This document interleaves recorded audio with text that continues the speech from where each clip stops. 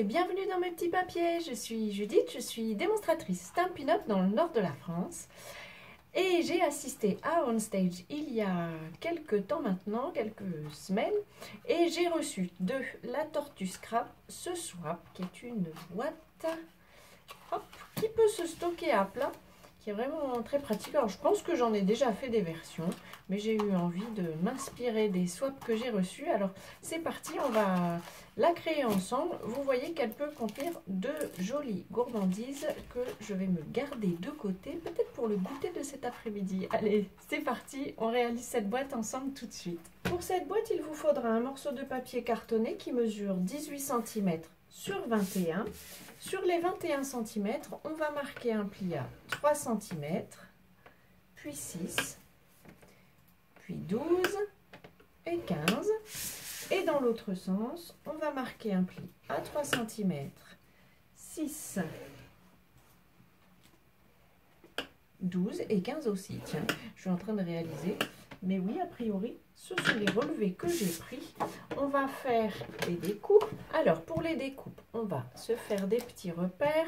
Vous avez ici deux bandes de 3 cm, une grande, une bande de 3 cm, une petite. On va considérer qu'ici, c'est le haut. Il va falloir enlever ces deux carrés. On va enlever aussi les deux des extrémités. Ces deux parties-là vont rester. Et on va enlever ici cette partie-ci. Allez, c'est parti, j'attrape mes ciseaux. Vous pouvez le faire aussi avec directement le coupe-papier. J'ai envie de le faire plutôt avec mes ciseaux. Hop. Le coupe-papier, j'aime pas trop l'utiliser quand j'ai déjà marqué des plis. Quelquefois, ça rend le papier un peu plus fragile et ça se déchire. Donc je préfère découper avec une paire de ciseaux sur laquelle j'ai mis ma petite décoration. Si vous me suivez sur Facebook, vous aurez peut-être vu le live que j'ai fait où je présentais les swaps qu'on a fait avec la lignée dont je fais partie. C'est pas vraiment une lignée. Une lignée chez Stampin' Up, c'est une équipe en fait qui est sous l'animation d'une marraine. Souvent c'est des dames. On a quand même beaucoup plus de dames que de messieurs chez Stampin' Up. Mais nous étions dans la même équipe. Mais notre marraine a arrêté Stampin' Up pour voler vers de nouvelles aventures. Mais on a décidé de continuer à faire des choses ensemble. Parce que Stampin' Up, c'est quand même une joyeuse équipe. Et on s'entend bien. En tout cas, dans cette équipe-là, qui est toute petite, on s'entend bien.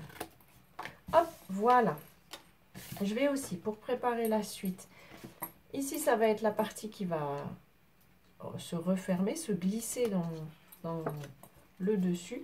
Donc, je vais couper un tout petit peu en biais comme ça, parce que ça facilitera la fermeture. On va faire nos plis parce qu'il faut encore qu'on marque aussi des diagonales. Hop, là, on va tout marquer. Avec le plioir, on est sûr d'avoir un pli bien fait, sans abîmer le papier. Et donc, sur nos 4 carrés qui se trouvent ici, on va faire des diagonales. Moi, j'aime bien les marquer avec une règle parce que je trouve que ça rend la fermeture plus facile. Alors, mais on peut même en faire 2 d'un coup. Hop. Et puis celle-ci, donc nos diagonales, elles vont vers l'intérieur. Voilà. Et donc, pour plier la diagonale, on va, voilà, juste on se met comme ça, j'allais dire. On place moi je place un doigt au-dessus et 2 en dessous, tout autour, pour que le pli se forme bien. Et vous voyez, ça vient vraiment tout seul, parce que on a marqué le pli. Vous pourriez faire la même chose en disciplinant le papier, sans avoir marqué les diagonales. Moi, je trouve ça plus simple en le faisant. Je me suis préparé aussi du papier pour décorer. Le papier, c'est... Je vous l'attrape. Il s'appelle Bonjour Irrésistible. Il n'est pas sur un catalogue. Il est en vente sur la boutique directement. C'est une exclusivité en ligne. Et je me suis préparé 3 illustrations comme ça. En fait, c'est la même qui se suit. Juste parce que je trouvais que c'était joli de le faire comme ça. Alors, j'en profite. Ouh, mais c'est mieux de les coller droit. Est-ce que ça vous arrive aussi de bien placer votre papier et à la dernière minute, pouf, il bascule. Voilà. Je vérifie quand même que je les colle dans le sens que j'avais prévu. Et j'ai encore 2 morceaux pour ces endroits-ci. Du coup, eux ne se suivent pas. J'aurais pu. Mais je ne l'ai pas fait. J'ai pris la bande suivante. Voilà. On va pouvoir la mettre en forme. Donc, on le plie. Ces morceaux-ci, d'ailleurs, pour la personne, elle les avait collés. On va les coller aussi. Parce que j'ai vu... On voit les bandes d'adhésif, mais ça m'arrange que ça ne se soit pas... Que ça se soit décollé sans trop de difficulté. Voilà, ça donne un peu de stabilité à notre boîte. Cette partie-ci, du coup, revient sur le dessus et ça nous fait une petite encoche, enfin, une petite partie dans laquelle glisser. Voilà, l'autre, je ne sais pas comment appeler ces parties-là. Il faut que je marque mieux ce pli-là, je pense, parce que il a des envies de s'ouvrir. Alors, est-ce que ça ira mieux comme ça ? Oui, c'est mieux. Non, pas encore. Bon, on mettra peut-être un petit ruban. Pour avoir un petit souhait, je me suis préparée comme sur l'original. Vous voyez, ici c'est une découpe qui vient du lot de poinçons que j'ai peut-être bien rangé. Je vous sors.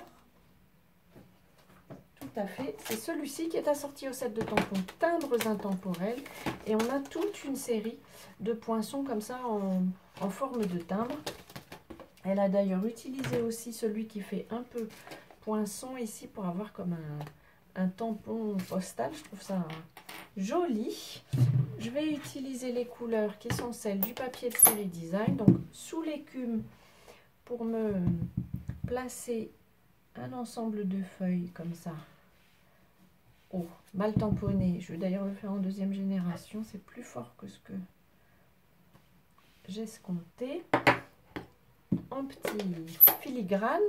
Et puis un souhait qui dit bravo, tu es super. Je vais peut-être le mettre plutôt droit. Hop, ici.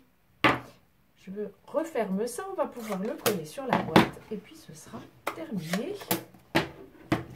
Je vais faire, allez, comme l'inspiration. Elle avait mis un papier de série design aussi. Je ne l'ai pas fait. J'aurais pu. Ah, mais non, je suis bête. Il est là, mon papier de série design. Bon, je pense que c'est... Je suis dans une série de tutos. C'est mon dernier et c'est bien. Je commence à avoir les idées pas très claires. Voilà, je vous représente l'original de ce swap. Donc, qui était peut-être coupé un peu moins... J'ai peut-être biaisé un peu trop ma boîte. Mais voilà, celle-ci et son original qui m'a inspiré. Je vous représente ce qu'on a utilisé. Donc, le set de tampons Fleurs Irrésistibles avec son papier assorti. Et puis, les timbres, les poinçons du lot Timbres Intemporels avec toute cette série de timbres, de poinçons, je vais y arriver. Voilà, j'espère que ce projet vous aura inspiré. Je trouve que c'est vraiment une boîte en plus pratique si vous devez en faire une série parce que vous allez pouvoir la stocker à plat. Ça prendra pas de place même si vous en faites 80. Je vous souhaite donc que ce projet vous inspire. Si c'est le cas, pensez au petit pouce. Et puis avant notre prochaine rencontre créative, je vous souhaite de passer de belles journées. Et bien entendu, je vous embrasse.